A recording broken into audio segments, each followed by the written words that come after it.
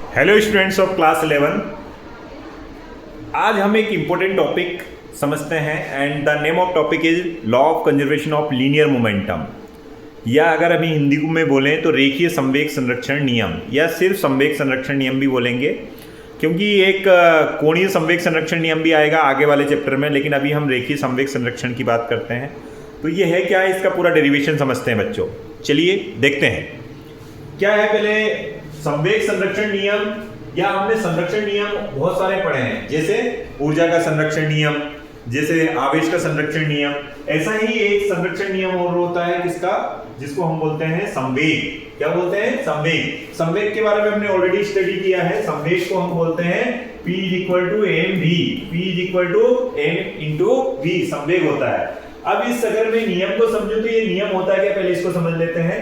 तो इस नियम के अनुसार किसी निकाय पर अगर हम कोई बल नहीं लगा रहे हैं, कोई निकाय बना हुआ है, कोई सिस्टम बना हुआ है और उस पर कोई एक्सटर्नल फोर्स नहीं लगाते हैं, तो उसका जो संवेग है वो संरक्षित रहता है। मतलब संरक्षित से मतलब है कि कंजर्व रहता है। इसका मतलब होता है ना तो संवेग में कोई वृद्धि होनी है, ना संवेग में, कुल संवेग में ना ही कमी होनी है। अब इसको वर्ड्स में अगर बोले तो संपूर्ण संवेग क्या रहता है, नियत रहता है। जैसा कि हम बात कर रहे हैं, यदि बाह्य बल की अनुपस्थिति हो, बाह्य बल की अनुपस्थिति से मतलब है कि एक्सटर्नल फोर्स क्या हो जाए, जीरो हो जाए। तो हमें पता है न्यूटन के द्वितीय नियम से हमने पढ़ा है, न्यूटन के द्वितीय नियम से हमने क्या पढ़ा है, बाह्य बल बराबर dp/dt। जहां पर हम ये बोल रहे हैं कि एक्सटर्नल फोर्स क्या हो, जीरो हो, तो dp/dt को क्या लिखना पड़ेगा, जीरो।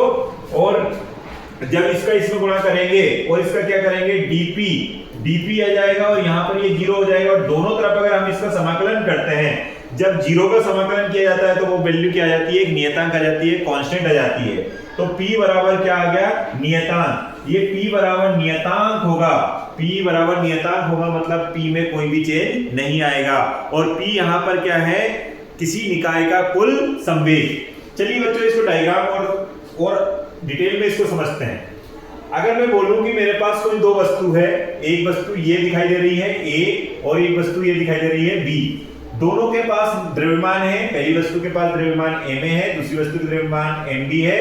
पहले का प्रारंभिक वेग u है, दूसरे का प्रारंभिक वेग ub है। अब मान लो ये एक ही सीधी रेखा में चल रही है और ये चल रही है, तो हमने देखा कि इसके पास भी संवेग होगा, तो इसके संवेग को हमने बोला pa। ये वाली जो दूसरी बॉल है या मार्बल है, कांच की मार्बल जो होती है उनको हम ले सकते हैं। तो इसका जो मोमेंटम है, मोमेंटम मतलब लीनियर संवेग जो है, रेखीय संवेग है, वो pv है। तो दोनों को मैं अगर जोड़ूंगा तो ये हो जाएगा pa + pv। ये कब बात कर रहे हैं, मान लो ये एक ही लाइन में चल रहे हैं, लेकिन ये टकराने से पहले की बात है। मतलब दोनों एक ही लाइन में चल रहे हैं, टकराने से पहले की बात है। तो दोनों का हमने संवेग देखा, तो pa + pv। जहां पर pa आपका ये ma ua होगा, pv यहाँ पर mb ub होगा। ऐसा ही अब आगे समझते हैं।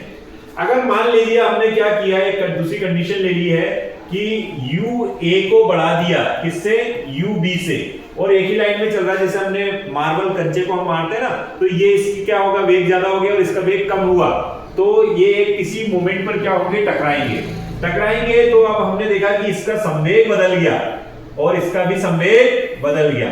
संवेग बदलने का कारण है इसका वेग बदल जाएगा, इसका भी वेग बदल जाएगा, ए का भी वेग बदलेगा और बी वाली जो वस्तु है उसका भी वेग बदल जाएगा।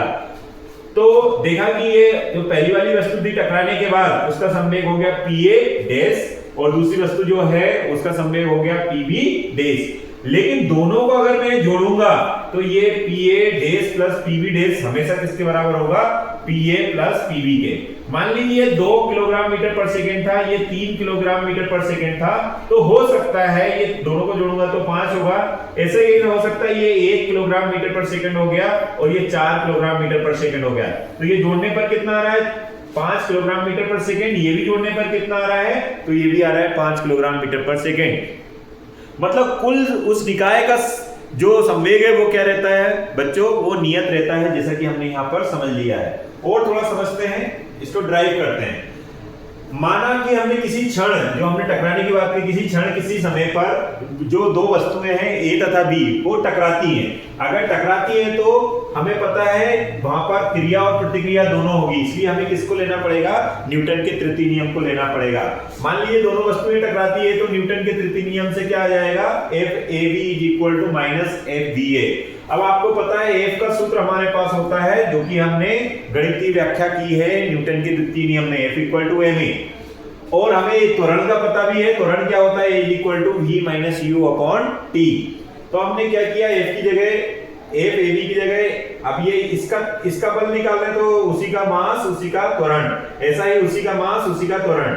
अब हमने क्या किया, ए की जगह वैल्यू रख दी, ए की बी की वैल्यू रखी तो V B minus U B upon T आ रहा है, ये सही V A minus U A upon T आ रहा है। दोनों सेम टाइम पर होंगे, क्रिया और प्रतिक्रिया दोनों क्या होती है, सेम टाइम पर होती है, इसलिए ये भी टाइम है ये भी टाइम है, एक दूसरे से कैंसिल हो गया।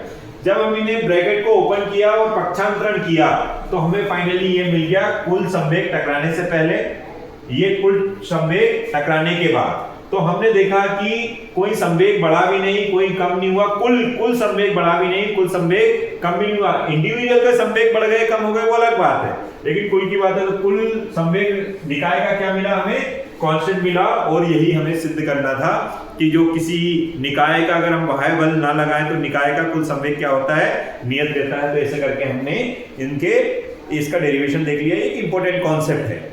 इसी पर आधारित हमारे रॉकेट नोदन जो होता है वो किस पर आधारित है, न्यूटन के तृतीय नियम की बात करें या संवेग संरक्षण के नियम पर आधारित होते हैं, क्या रॉकेट नोदन। ओके, आई होप ये समझ में आएगा। अगर आपको स्क्रीनशॉट लेना है तो आप, पहला वाला पार्ट ये है, ठीक है, दूसरा पार्ट ये है और तीसरा पार्ट ये है। Okay, thank you.